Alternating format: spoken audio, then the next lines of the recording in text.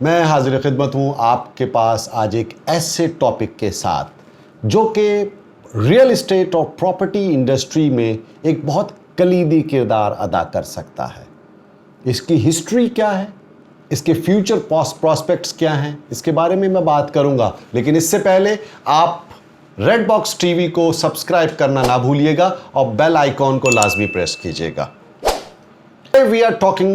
about the mortgage industry here in Pakistan. چند دن پہلے پاکستان کے اسٹیٹ بینک آف پاکستان کے گورنر جناب رضا باقر صاحب نے ایک بہت اچھی بریفنگ دی اور اس میں پاکستان کے ہاؤسنگ سیکٹر کو فیسیلیٹیٹ کرنے کے لیے بینکوں کا کیا رول ہے اور مورٹگیج فیسیلٹی کیسے لی جا سکتی ہے، اس کے بارے میں انہوں نے بہت تفصیل سے گفتگو کی۔ اس کو مائنڈ میں رکھتے ہوئے میں آپ کو آج کے مورٹگیج مارکیٹ کے بارے میں بتاؤں گا، پاکستان میں ہاؤسنگ ریکوائرمنٹس کے بارے میں بتاؤں گا، اور لو کاسٹ ہاؤسنگ سکیمز کیا ہوتی ہیں گورنمنٹ کی یا پرائیویٹ سیکٹر کی، اس کے بارے میں بھی ڈسکس کریں گے ہم۔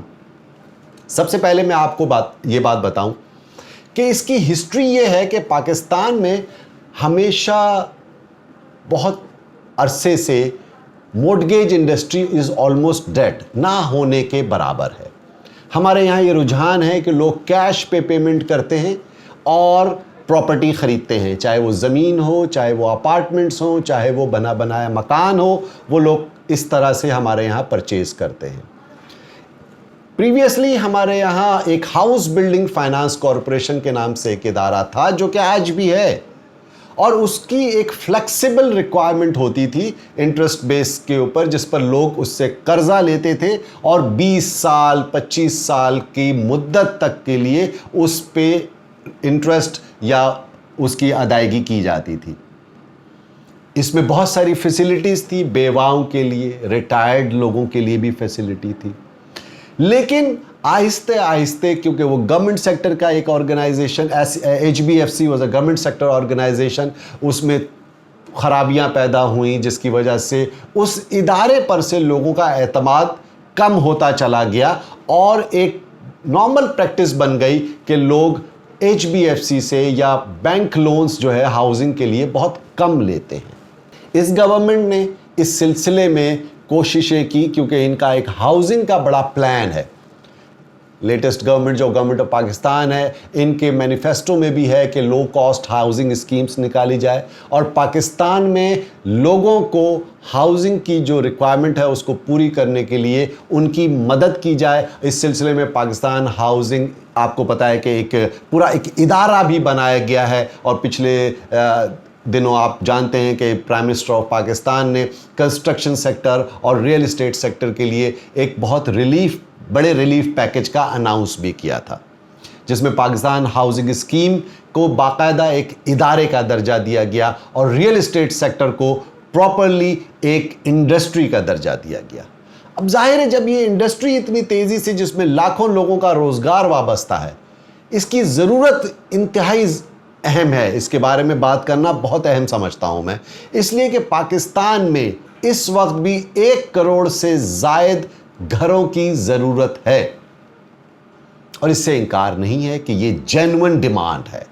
لوگوں کا اسٹینڈرڈ آف لیونگ بڑھ رہا ہے، جیسے جیسے آبادی بڑھ رہی ہے لوگوں کی ہاؤسنگ ریکوائرمنٹس میں اضافہ ہو رہا ہے، چاہے وہ ایک چھوٹے گھر کی ریکوائرمنٹ ہو، چاہے اپارٹمنٹ کی ریکوائرمنٹ ہو، چاہے کسی ولا کی ریکوائرمنٹ ہو، اپنے پاکٹ سائز کے حساب سے لوگ اپنے اسٹینڈرڈ آف لیونگ کے مطابق گھر خریدتے ہیں اور اپارٹمنٹ بناتے ہیں۔ مورٹگیج انڈسٹری کے بارے میں آپ کو یہ بتا دوں کہ پاکستان میں چونکہ اس کا رجحان بڑا گزشتہ عرصے میں کم رہا ہے، اس حکومت نے اسپیشلی اسٹیٹ بینک اس کو کوشش کر رہا ہے کہ کسی طرح سے لوگوں کو فیسیلیٹیٹ کیا جائے،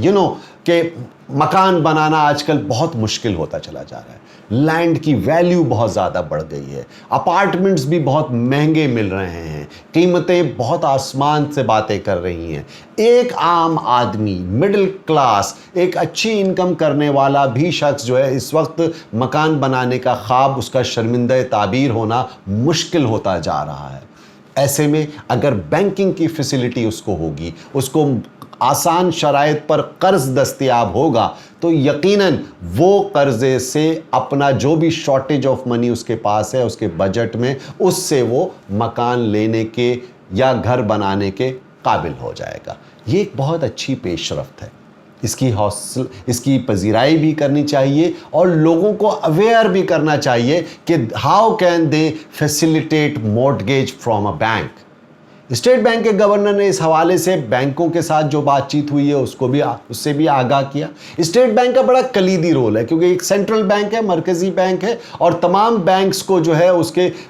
रेगुलेशंस को और उसकी हिदायत पर अमल करने की भी अहमियत है, ज़रूरत है। तो बैंक्स किस तरह से उसको फैसिलिटेट करेंगे, एक कंज्यूमर की हैसियत से मैं अगर सोचता हूं तो यकीनन बैंक्स की रिक्वायरमेंट है। उसकी मॉर्टगेज पे हम आपको अपने मकान के कागजात, अपने ज़मीन के कागजात वहाँ रखते हैं, उस पर कंस्ट्रक्शन करने के लिए बैंक से लोन लेते हैं, हम कोई विला अपार्टमेंट ख़रीदने के लिए बैंक से लोन लेते हैं। तो ये कितने शराइत पर होगी, किन शराइत पर होगी, उसका क्या मॉडस ऑपरेंडाई होगा, ये सब चीज़ें एक आम आदमी की हैसियत से स्टेट बैंक को इसको डिफाइन भी करना होगा। और दीगर बैंक्स जो कमर्शियल बैंक्स हैं, इस्लामिक बैंक्स हैं, वो इस सिलसिले में उनको बहुत काम करने की ज़रूरत है और अवामी सतह पर लोगों को इस सहूलत को मैसर करना, बहम पहुँचाना, ये उनका फ़र्ज़ अवलीन भी होना चाहिए। मॉर्टगेज सिस्टम एक ऐसा प्रोसेस है जिसमें गवर्नमेंट हाउसिंग सोसाइटीज़ बनाती है with public and private partnership, ताकि लोगों को लो कॉस्ट, कम लागत के मकानात बनाकर दिए जा सके, इंस्टॉलमेंट पर, आसान शराइत पर, इजी इंस्टॉलमेंट्स के ऊपर। यह सिस्टम यकीनन पाकिस्तान में एग्जिस्ट करता था और ये इस वक्त मादूम हो चुका है। इसको रिवाइव करने के लिए जो स्टेट बैंक ने पॉलिसी बयान दिया है वो काबिल कदर भी है, और इसमें अवामी सतह पर इसको सहल बनाना और उसकी अवाम तक दस्तरस होना, ये स्टेट बैंक को इसको ईजी करना पड़ेगा ताकि लोग ज़्यादा से ज़्यादा इस सहूलत से फ़ायदा उठाएं। और इसमें एक बात और भी बड़ी मज़े की है, इस वक्त इंटरेस्टिंग सिचुएशन ये है जो कि अवामी सतह पर फ़ायदा भी पहुंचा सकती है कि आप जैसा कि जानते हैं कि पिछले अरसे में स्टेट बैंक का जो बेंचमार्क इंटरेस्ट रेट था, डिस्काउंट रेट था, वो 13.25% था। अब 13.25% से इंटरेस्ट रेट घटते घटते और कल ही स्टेट बैंक ने मज़ीद उसमें कमी की है और अब सिर्फ 7%, 7% इंटरेस्ट रेट हो गया है। तो अगर इस वक्त हाउसिंग फैसिलिटी और मॉर्टगेज फैसिलिटी बैंक से मुहैया हो जाएगी आवाम को, तो हमें कम शरह सूद पर कर्जे की सहूलत अगर लोगों को मिल जाएगी तो यकीनन वो इस सहूलत से फ़ायदा उठाएंगे और वो मिल्कियत भी उनके मकान की हो सकेगी। वो चाहे 10 साल के लिए लें, 20 साल के लिए लें, लेकिन उस दरमियान में जो भी इंटरेस्ट कॉस्ट वो देते रहेंगे, इसके बाद वो उसके मालिकाना हुकूक उनके अपने पास हो जाएंगे। हमारे यहाँ लोग रेंट पे रहते हैं, बहुत सारे लोग किराएदार हैं, उनके लिए ये बहुत आसानी है कि वो अपना मकान बना सकते हैं और इसके लिए वो बैंक से अगर आसान शराइत पर उनको कम शरह सूद पर कर्जा मैसर आ जाएगा तो जो 20 लाख 25 लाख रुपए का शॉर्टेज होता है उससे वो बैंक से ले लेंगे और उसके बाद वो उसको आसान एक साथ में देते रहेंगे, सूद की अदायगी भी हो जाएगी और उनका प्रिंसिपल अमाउंट भी पे ऑफ हो जाएगा और वो अपने मकान की ही छत उनको मैसर होगी और वो उसके मालिक भी हो जाएंगे। तो दैट्स हाउ इट वर्क्स। बजाय इसके कि वो किराए की मद में हज़ारों रुपए हर महीने देते हैं, वही अगर रेंटल जो है उनका बैंक में चला जाएगा, मॉर्टगेज की अमाउंट देना शुरू कर देंगे तो वो उनके मालिक भी तो बन जाएंगे मकान के। तो इसमें एक अवामी सतह पर उसकी पज़ीराई भी हो रही है। मैं एज एन इकोनॉमिस्ट इसको बहुत अच्छा समझता हूँ ताकि बैंकों को भी एक मोबिलिटी होगी, उनको भी मुनाफा मिलेगा इसका। और अगर वो फैसिलिटेट करते हैं प्रॉपरली, डोर स्टेप पे लोगों को सर्विस देते हैं, इतने सारे प्राइवेट बैंक्स हैं, इतने कमर्शियल बैंक्स हैं, इतने इस्लामिक बैंक्स हैं पाकिस्तान के अंदर जो लोगों को आसान शराइत के ऊपर कर्ज की सहूलत दे करके ان کو مکان کا مالک بھی بنا سکتے ہیں. It's a very good achievement, اور یہ بہت اچھی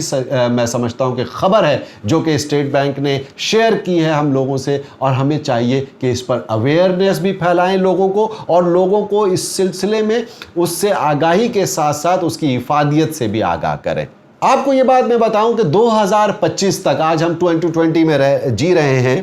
پاکستان میں تقریباً 2 کروڑ سے زیادہ رہائشی یونٹس کی ضرورت پڑے گی.